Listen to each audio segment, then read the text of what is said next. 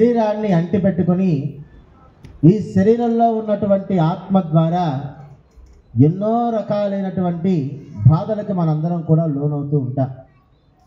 ఈ శరీరాన్ని ఎంతో కష్టపెడితే కానీ ఈ శరీరంలో ఉన్నటువంటి ఆత్మ సంతృప్తి చెందదు. ఈ యొక్క మానవ శరీరానికి ఉన్నటువంటి ఈ యొక్క దుర్గంధం అనేటటువంటి హరిషడ్ వర్గములని జయించడం కొరకు పరమాత్మ ఈ యొక్క కలియుగమునందు విగ్రహమూర్తిగా ఆవిర్భవించడం జరిగినది. విగ్రహము అంటేనే శక్తి అని అర్థం. విగ్రహాన్ని మనము చూస్తే మనకి ఏమి కలగాలి అంటే శక్తి కలగాలి అని చెప్పి శాస్త్రం చెబుతూ ఉన్నది. విగ్రహము ద్వారా పొందినటువంటి శక్తి ఏ విధంగా ఉపయోగపడుతుంది, ఈ యొక్క శక్తి ద్వారా ఏమి మనం సాధించవచ్చు, ఈ శక్తితో మనం దేనిని తలపెట్టినా కూడా ముందుకు వెళ్ళేటటువంటి ఒక సోపానం అనేటటువంటి ఒక జ్ఞాన మార్గముని ఈ యొక్క శక్తి ద్వారా మనం ఆవిర్భవించుకునేటటువంటి అవకాశం ఉంటుంది. అలాంటి ఉత్తమమైనటువంటి విగ్రహాన్ని దర్శనం చేసేటటువంటి ప్రదేశమే యాగమండపం అని అన్నారు. ఈ యొక్క ప్రదేశాన్ని యాగమండపం అని పిలుస్తూ ఉంటారు. ఈ యొక్క ప్రదేశంలో విగ్రహమూర్తిగా ఉన్నటువంటి పరమాత్మ, కలశ రూపంలో ఉన్నటువంటి పరమాత్మ, ప్రత్యక్షంగా కంటికి కనపడేటటువంటి అగ్ని భగవానుని యొక్క ముగ్గురు యొక్క అనుగ్రహాన్ని ఇక్కడ మనం పొందేటటువంటి అవకాశం ఉంటుంది. అది ఏ విధంగా అంటే మన మనస్సులో కొన్ని ఉంటాయి. సర్వసాధారణంగా ఉదాహరణకు చూసుకుందాం. రోజు అనుకునేటటువంటి మాట మీకు ఈరోజు కొత్తగా ఉంటుంది. నేనేదో ఈ టికెట్ తీసుకున్నాను, తిరుమలకి నాకు బస్సు దొరికింది, రైలు దొరికింది, ఫ్లైట్ దొరికింది, కారు ఉంది, వేసుకొని వచ్చాను. ఇక్కడ ఏదో స్టాంప్ వేస్తారంట, ఇక్కడ కూర్చుంటే 2 గంటలు కాలక్షేపం చేస్తే స్టాంప్ వేసుకొని మనం దర్శనంకి వెళ్ళిపోదాము, దర్శనం చేసుకొని ఏమంటే ఇంటికి వెళ్దామని అందరి మనస్సులో ఉండేటటువంటి సర్వసాధారణమైనటువంటి ఆలోచన.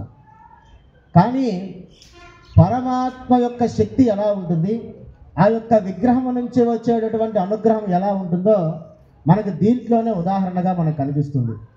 మీరందరూ కూడా తిరుమలకి వచ్చేటప్పుడు సర్వసాధారణంగా మిమ్మల్ని తిరుమల రమ్మని చెప్పింది ఎవరు? ఈ యొక్క తిరుమలలో స్వామిని దర్శనం చేసుకోమని చెప్పింది ఎవరు? ఈ యొక్క దర్శనాన్ని ఈ హోమం టికెట్ బుక్ చేసుకోమని చెప్పింది ఎవరు? ఇక్కడ గంటల తరబడి లైన్లో నుంచొని రాత్రి నుంచుంటే పొద్దున్నే ఒక 50 టికెట్లు ఇస్తారు, దానికోసం నుంచోమని చెప్పింది ఎవరు? ఇవన్నీ మనం ఆలోచనగా పాజిటివ్ థింగ్స్ అంటే మంచి ఆలోచన ద్వారా వెళితే ఏమవుతుందంటే మన మనస్సులో తిరుమల వెళ్ళాలని మన మనస్సులో కలుగుతుంది. మొదటిగా మన మనస్సులో కలగపోతే మన కుటుంబంలో ఎవరో ఒకరికి కలుగుతుంది. కలిగి వీడి మనస్సులో ఇంకా పుట్టలేదని చెప్పి వాళ్ళ ద్వారా మనకి తెలియజేస్తాడు భగవంతుడు. అలా తెలియచేయడం ద్వారా తిరుమల అనేటటువంటి ఒక ముద్ర మన మనస్సులో ఉంటుంది. అక్కడి నుంచి ప్రయాణ ప్రణాళికలన్నీ కూడా మనం సిద్ధం చేసుకుంటాం. ఆన్లైన్లో టికెట్ దొరికితే పోదాంలే, ఆ టికెట్ దొరికితే మనం బస్సు దొరకాలి కదా, సరే ఫస్ట్ బస్సు బుక్ చేసుకుందామా, టికెట్ బుక్ చేసుకుందాం. టికెటే కష్టంగా ఉంటుంది. ఒకవేళ బస్సు బుక్ చేసుకొని ఏదైతే అయింది ఫ్రీ దర్శనానికైనా వెళ్ళిపోదాము, లేదు ఇదిగో ఈ టికెట్ మనకి బై లక్ దొరికింది ఎమ్మటే బస్సు బుక్ చేసుకుందాం. ఇట్లా రకరకాల ఆలోచనలు మనకు వస్తూ ఉంటాయి. ఇవన్నీ ఆలోచనలన్నీ మేళవించి ఇక్కడ దాకా చేరుకున్నారు. చేరుకున్న తర్వాత ఇక్కడి నుంచి అరే ఇక్కడ 2 గంటలు కూర్చోవాల్సి వచ్చిందే, మనకి తొందరగా మనం దర్శనానికి వెళ్ళిపోవాలి, అవకాశం మళ్ళీ మనకి రిటర్న్ ట్రైన్ 7ంటికే ఉంది, 8ంటికే ఉంది, దర్శనం లేట్ అవుతుందా, ఇలాంటి ఆలోచన మన మనసులో మెదుగుతూ ఉంటాయి. ఇలా మెదిగేటటువంటి క్రమంలో నుంచి మనం ఫస్ట్ బయటికి రావాలి. పరమాత్మ ఈ యొక్క జన్మని ఎత్తినప్పుడే ఆయన తెలుసు ఈయన ఎవరు అంటే అఖిలాండ కోటి బ్రహ్మాండ నాయకుడు అని పిలుచుకుంటూ ఉంటాం మనందరం కూడా. ఏమిటి అఖిలములు అంటే అఖిలము అంటే అనంతమని అర్థం. దానికి ఇంత ప్రమాణము, ఇంత 1000, ఇట్లా 2000, 1,00,000, కోటి, 10 కోట్లు, 1000 కోట్లు అని ఒక అంతం లేనటువంటి ఒక ప్రమాణము లేనటువంటి ఒక సంఖ్య అనంతముని అన్నారు దాన్ని. ఈ అనంతమైనటువంటి లోకాలకి అఖిలాండ ఇలాంటి అనంతములు 1,000కి పైగా ఉన్నాయంట. అనంతం అంటేనే లెక్కలేనటువంటిది, ఇలాంటి అనంతములు 1,000కి పైగా ఉన్నాయి.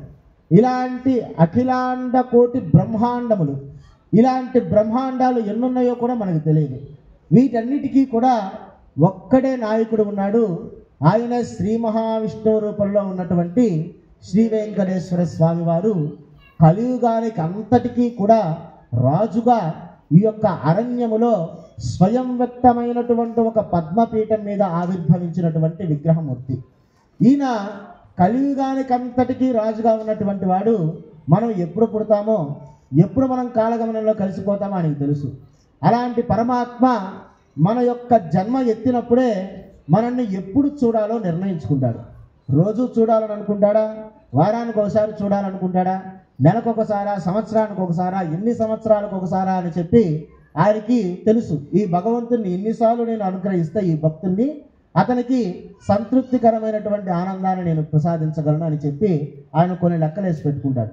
అలాంటి లెక్కలలో ఈరోజు మనకు ఉంటే ఒక రోజు వచ్చినది. ఈ రోజుని పరమాత్మ ఏ విధంగా మీకు అనుగ్రహించాలనుకున్నాడంటే ఎన్నో రకాలైనటువంటి సేవలు ఉన్నాయి తిరుమలలో. ఈరోజు ఇది దివ్యానుగ్రహ హోమం. ఉదయాన్నే సుప్రభాతం నుంచి తోమాల అర్చన, ఆ తర్వాత స్వామివారికి విశేష ఆరాధన, ఆ తర్వాత బ్రేక్ దర్శనాలని, ఆ తర్వాత స్వామివారి కళ్యాణోత్సవం అని, ఆర్జిత బ్రహ్మోత్సవం అని, వసంతోత్సవం అని, డోలోత్సవం అని, సాయంకాలం సాక్ష దీపాలంకరణ సేవని, ఇవంతా అయిన తర్వాత ఏకాంత సేవని, ఇలాంటి రోజులలో ఇన్ని సేవలలో తరించేటటువంటి భక్తులకి యజ్ఞము ద్వారా కొంతమంది భక్తుల్ని అనుగ్రహించాలని చెప్పి ఆయన సంకల్పం చేసుకుంటాడు. ఎవరికి వారికే ఎలాంటి అనుగ్రహాన్ని ఇవ్వాలో పరమాత్మకి తెలుసు కాబట్టే వారికి ఈ విధమైనటువంటి అగ్ని భగవానుడి ద్వారా అనుగ్రహాన్ని ప్రసాదించడం అనేటటువంటిది ఈ యొక్క అన్నిటి సేవలలో కల్లా ఉత్తమమైనటువంటి సేవగా చెప్పబడుతుంది. ఏ విధంగా అంటే సుప్రభాతంలో స్వామివారు ప్రశాంతంగా ఉంటాడు. సర్వాలంకార సుందరమైనటువంటి రూపాన్ని మనం దర్శనం చేసుకోవచ్చు. పొద్దున్నే లేవంగానే ప్రశాంతంగా స్వామివారి దర్శనం చేసుకుంటే మనస్సు ఆహ్లాదకరంగా ఉంటుందని కొంతమంది సుప్రభాతం కోసం ప్రయత్నం చేసి మరీ వెళ్తూ ఉంటారు. అలాగే కొంతమంది ఎన్నో రకాల కళ్యాణోత్సవం చేసుకుంటే మన పిల్లకాయలకి పెళ్ళి అవుతుంది, వాళ్ళ సంతానం కలుగుతుందని చెప్పి, అలాగే స్వామివారి డోలోత్సవం సేవతో చేసుకుంటే మనకి పిల్లలు పుడతారని, అలాగే సహస్ర దీపాలంకరణ సేవలో చేసుకుంటే మన యొక్క జీవనం అంతా కూడా జ్యోతిలా వెలుగుతుందని చెప్పి, అలాగే స్వామివారిని ఏకాంత సేవలో మనం దర్శనం చేసుకుంటే మనస్సు ఆహ్లాదకరంగా ఉంటుందని చెప్పి, ఇలా ఒక్కొక్క సేవకి ఒక్కొక్క రకమైనటువంటి ఉపకరణము ద్వారా భగవంతుడు అనుగ్రహాన్ని ఇస్తూ ఉంటాడు. అలాంటి సేవల యొక్క ఫలితం అంతా కూడా ఈ యాగమండపంలో యజ్ఞము ద్వారా పొందేటటువంటి అవకాశాన్ని భగవంతుడు ఈరోజు మీకు కల్పించాడు. ఈ యొక్క యజ్ఞములో ఏమి జరుగుతుంది, యజ్ఞము ద్వారా వచ్చేటటువంటి అనుగ్రహాన్ని మనం ఏ విధంగా తీసుకోవాలి అనేటటువంటి విషయాన్ని మనం తెలుసుకోవడానికి ప్రయత్నం చేద్దాం. యజ్ఞము అంటేనే స్వామివారి యొక్క రూపముని అర్థం. ఈ యొక్క రూపముని యజ్ఞంలో దర్శనం చేయాలి. యజ్ఞో వై విష్ణు యజ్ఞ ఏవాంతద ప్రతిష్ఠితే అని చెప్పి శాస్త్రవచనము మంత్రము. అంటే అగ్ని భగవానుడి యొక్క అనుగ్రహం ఏ విధంగా ఉంటుందంటే నిత్యము మన జీవితంలో మన యొక్క ఆత్మ బంధువుగా అగ్ని భగవానుడు ఉంటాడు. అంటే మనం ప్రాతకాలాన్నే నిద్రలేచి స్వామివారి యొక్క కాలకృత్యాలు, మన యొక్క శరీరానికి సంబంధించినటువంటి కాలకృత్యాలన్నీ తీర్చుకొని మొట్టమొదటిగా ఇంట్లో ఆ పురుషుడో స్త్రీనో చక్కగా మొదటిగా దీపారాధన చేస్తూ ఉంటారు. అంటే మన జీవితాన్ని ప్రారంభం చేయాలి ప్రతిరోజు అంటే మన ఇంట్లో దీపం వెలగాలి అని చెప్పి శాస్త్రం చెబుతూ ఉంది. మన ఇంట్లో దీపం వెలిగితే మనకి స్వామివారు తోడుగా ఉన్నాడు అని అర్థం. అలాగే ఏ ఒక్క పూజ చేయాలి అన్నా, ఒక చిన్న వ్రతము నోము దగ్గర నుంచి పెద్ద పెద్ద యజ్ఞ యాగాదులు ప్రతిష్టలు చేయాలన్నా కూడా మొదటిగా ఏమి చేస్తామయ్యా అంటే దీపారాధన చేస్తాం. ఈ శరీరాన్ని శక్తి తగ్గిపోతూ ఉంటుంది. ఈ శరీరంలో ఈ యొక్క శరీరానికి శక్తిని అందించేటటువంటి వాడు ఎవరయ్యా అంటే అగ్ని భగవానుడే. ఆ యొక్క శక్తి తగ్గేటప్పుడు ఈ శరీరంలో జఠరాగ్ని అనేటటువంటి అగ్ని భగవానుడు ఉంటాడు. ఆయన మండుతూ ఉంటాడు. రే నీలో శక్తి తగ్గిపోతుంది అనగానే నా కడుపు కాలిపోతుంది, అన్నం పెట్టండి అంటాం. ఏం చేస్తారు? ఆ యొక్క అన్నాన్ని స్వీకరించాలి. ఈ యొక్క అన్నాన్ని స్వీకరించాలి అంటే ఎవరు మనకి ముఖ్య కారకుడుగా ఉంటాడంటే అన్నము భూమిలో నుంచి పైకి రావాలన్నా కూడా అగ్ని భగవానుడే కారకుడు అవుతాడు. ఒక గింజని భూమిలోకి నాటి ఆ యొక్క భూమి పైన ఉన్నటువంటి మట్టిని కప్పి ఆ పైన ఎన్ని నీళ్లు ఉంచినప్పటికీ కూడా భూమిలో వేడి అనేటటువంటి సారము ద్వారా ఆ గింజ పక్వానికి చెంది ఆ యొక్క నీటి ఆధారంగా వృక్ష సంపదగా మారి మనకి ధాన్యాన్ని, పండ్లని, కూరగాయలని ఇస్తే ఆ యొక్క ఇచ్చినటువంటి ధాన్యాన్ని, కూరగాయలని కూడా తిరిగి మరలా అగ్ని ద్వారానే మనం వండుకొని మన కడుపులో అగ్ని మండినప్పుడే మనం దాన్ని తింటూ ఉంటాం. ఇలాంటి అగ్ని భగవానుడు మనకు ఆత్మ బంధువా కదా? ఇలాంటి ఆత్మబంధువైనటువంటి అగ్ని భగవానుడిని రూపాంతరాన్ని చెందిస్తారు యాగమండపంలో. ఏ విధంగా అంటే దైవికాగ్నిగా మారుతాడు. ఈ యొక్క దైవికాగ్నిగా మారినప్పుడు ఉత్కృష్టమైనటువంటి అగ్ని రూపంలో ఈ యొక్క ఆసనము ద్వారా అగ్నిని స్థాపన చేసుకొని ఈ యొక్క అగ్ని ద్వారా మన యొక్క సంకల్పాన్ని అగ్ని భగవానుడికి వినిపించి ఈ యొక్క అగ్ని ద్వారా అనుగ్రహాన్ని మనం పొందేటటువంటి ఉత్తమమైనటువంటి మార్గదర్శకంగా ఈ యొక్క యజ్ఞము మనకు ఉపయోగపడబోతూ ఉన్నది. భక్తులారా, సకల దేవతల ఆరాధన ఫలితాన్ని మనం పొందాలి అంటే అగ్ని భగవానుడి ద్వారానే సాధ్యపడుతుంది.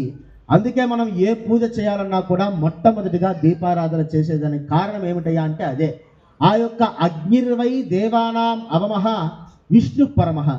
దేవతలందరిలోకెల్లా పెద్దవారు శ్రీ మహావిష్ణువు అయితే అందరికన్నా చిన్న పిల్లవాడు ఎవరయ్యా అంటే అగ్ని భగవానుడు.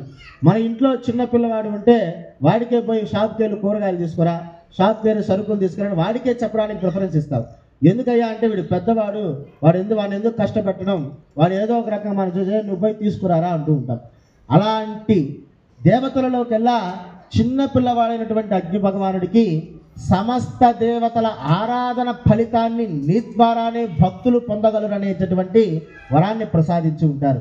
అలాంటి వరము ద్వారా అగ్ని భగవానుడు భూలోకమంతా కూడా నిగ్రీకృతమయ్యి మనందరికీ కూడా శక్తి అనేటటువంటి అనుగ్రహాన్ని పంచుతూ ఉంటాడు. సూర్యోదయము ద్వారా అగ్ని యొక్క ఆగమనము, సూర్యాస్తమయం ద్వారా అగ్ని గమనము. ఈ యొక్క సూర్యాస్తమయం అయిపోయిన తర్వాత కూడా అగ్ని యొక్క వెలుగులోనే మన యొక్క జీవితం అంతా కూడా సాగుతూ ఉంటుంది.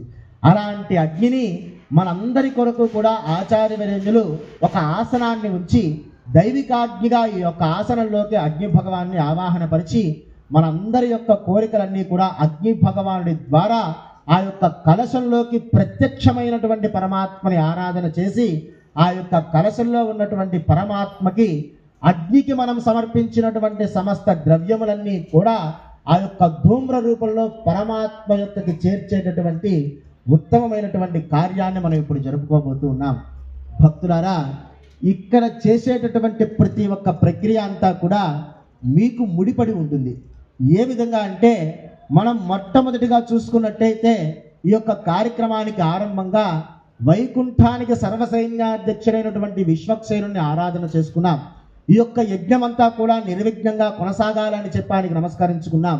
ఆ తర్వాత పుణ్యాహవచన చేసి యాగమండపాన్ని ప్రోక్షణ చేసుకున్నాం. ఈ యొక్క ప్రాంతంలో సజ్జోంకురార్పణ కార్యక్రమాన్ని చేశాం. ఈ యొక్క ప్రాంగణానికి చేరుకున్నటువంటి భక్తులందరికీ కూడా క్షుద్బాధ, క్షుత్ అంటే కడుపు, ఈ కడుపు ఆకలి కోసం ఎదురు చూడకుండా ఉండాలి అంటే సకాలంలో వర్షాలు పడాలి, సకాలంలో ధాన్యము, పండ్లు, కూరగాయలు ఆవిర్భవించాలి. అవి మనందరికీ కూడా చక్కగా సరైనటువంటి సమయంలో చేరాలి అనేటటువంటి సంకల్పంతో సజ్జోంకురార్పణ కార్యక్రమాన్ని నిర్వహించుకొని స్వామివారికి విశేషమైనటువంటి ఆరాధన చేసి మీ అందరికీ కూడా ఆచార్యవరేణులు రక్షా కంకణాన్ని ధరింప అంటే మీ అందరికీ